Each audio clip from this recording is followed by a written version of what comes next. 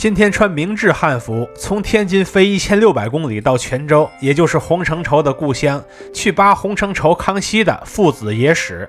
这是我在新的一年里第一次出门去挖洪清野史。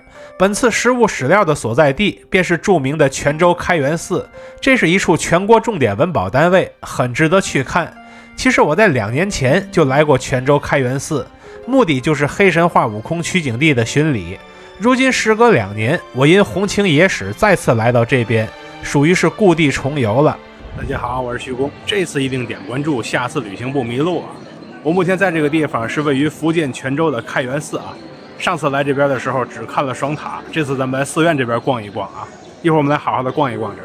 我是2026年1月過去的，先去找洪清野史。之前我在網上看知乎有人提到，說康熙秘密去過洪承疇的家鄉泉州，有石碑為證。這個事兒很讓人浮想聯翩。不過我能幹的事兒是很有限的，那就是確認一下開元寺到底有沒有這塊石碑。幸好作者幫忙曬了圖，裡邊是開元寺的一塊石碑，外加一座小石塔，可能這就是實物證據。我在現場找到了這一組，就是眼前的一塊碑一座塔了。但這塊碑的文字裡卻沒有我想要的內容。它講的是武周時期官方賜建下了這座開元寺，然後到明代鄭芝龍的時期組織了一次落架大修，然後講的就是近代建築造像的一些病害問題，然後就啥都沒了。附近的另外2塊碑，有一塊是清嘉慶年間的重修碑，與康熙洪承疇無關。那作者說的那塊碑有沒有呢？其實有，但不是他貼的那張圖。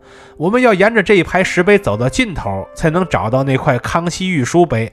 它頂端明確寫着御書2個字，內容則是把沈佺期的一首唐詩給原樣照抄了一遍。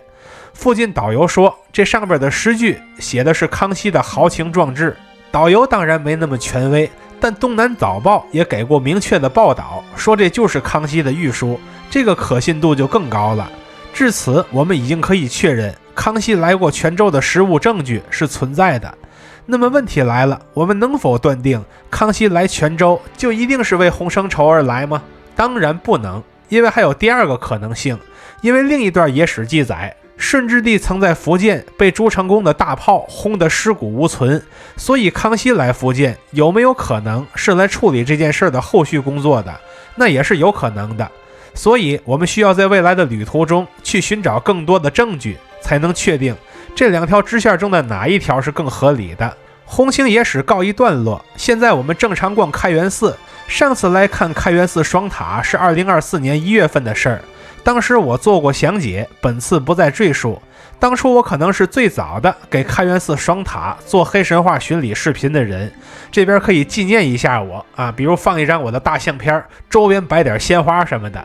實際上，眼前的雙塔區域確實多了一些陳設，那就是把西塔上的猴行者復刻了出來，放到下邊展出了。因為它的位置太高，塔又不讓登臨，不拿下來是沒法看的。現在我們通過側面的小門走進開元寺的院落之內，我們正對着的建築便是此處的戒壇殿，也就是佛教弟子受戒之所。此建築始建於宋代，但如今的建築是清康熙年間重修的版本。大殿前的2側各有一棵很大的菩提樹，只因釋迦牟尼在菩提樹下悟道成佛，所以菩提樹也成為了寺院中的常見樹木。而且開元寺中的菩提樹，單看這個粗壯程度，想來也有數百年的歷史了。因為近處不讓拍照，所以我們只能在遠處看一看內部供奉的多尊神佛。其中有那麼一個特色，便是其內部的24尊飞天樂伎，他們手裡拿着的是泉州的南音樂器。這種做法是不同於別處的，可惜因為拍照限制，就無緣在視頻中出現了。然後我繞到大殿後邊，發現這邊居然供着一尊彌勒佛。平時的彌勒佛都是放在正面迎客的，但在開元寺，它居然被挪到了戒壇殿背面，也是一種很奇特的擺法了。這一進院落的東側有一座壇樂祠，壇樂就是施主的意思。而這座祠堂所紀念的人，便是為寺院貢獻土地的施主黃守公。這座建築始建於唐代，和寺院是一起的。如今現存的建築則是清雍正年間重修的3開間硬山頂小房子。這一進院落中間的建築是一座2層的樓閣式建築藏經閣，建築構件看着極新，就不多說了。藏經閣的第一個字兒一般讀作藏，因為這個藏字代表的是宗教經典的總稱，唐三藏的藏也是這個意思。但我感覺這個讀音早晚被改成藏經閣，因為藏這個讀音才是多數人約定俗成的讀音。現在我們穿過一條小縫，走進最後一進院落，這是泉州開元寺的祖堂，一般供奉本寺的開山祖師。但開元寺的祖堂明顯是不開放參觀的，所以門外看2秒就得了。祖堂的側面是五官堂，我查了查資料，說五官堂就是齋堂，也就是吃齋的地方。但我之前在不同的寺院蹭過好多次齋飯，但地點一般都是叫齋堂，還真不記得有五官堂這樣的名字。而且這邊也不開放，就只能暫且存疑了。此时我們發現已經往後走到盡頭了，是時候往外走了。現在我們走過一處遊客聚集的位置，越過2側供奉着18羅漢的長廊，就來到了大雄寶殿。此殿面阔5間，屋頂為重檐歇山頂，規格配置很高。它也是始建於唐代的建築，但重修於明崇祯10年，正好和刚才那塊碑上的記載是互相呼應的。作為開元寺中軸線上的主佛殿，其內部的諸神造像必然是非常精彩，但不讓拍照看不到，只好看看它外面的須彌座。